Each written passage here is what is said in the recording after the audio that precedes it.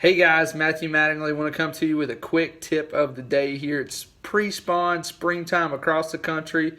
What that means for me, be throwing my Mollusk Kento jig. That's right, we're going to be throwing jigs right now. It's really big into the crawfish imitators and stuff like that. Something slow moving for those bass. And in the springtime, when the water's 55 and below, I love throwing these chunk style chunks. Basically, I don't bring out the crawls just yet. And what the bad part happens is whenever you put your chunk onto a jig, a lot of times when you set the hook or you get in some cover, it's going to flip up like that. You want it to sit basically parallel with your jig to mimic whatever you want to mimic, and it's not going to work right at all when it comes up like that. So I've got a simple tackle tip solution for you.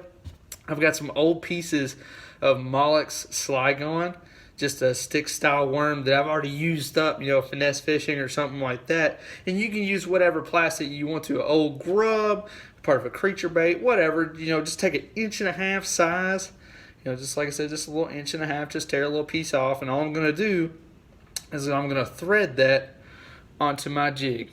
That's it. Just thread it straight up the shank. Still going to leave it right here in the bend. I'm just going to do the straight part of the hook. So you still got the bend wide open there. It's not going to impede your hook set whatsoever. And it's really going to be dual purpose. One, it's going to keep that chunk from going back. So it's going to stay in that upright position the entire time. You're not going to have to worry about it getting messed up. Number two, get a really good skirt flare from that. It's going to give you a little bit bigger profile, a little bit slower fall. It's going to really help you out with those pre-spawn bass. So that's my tackle tip of the day.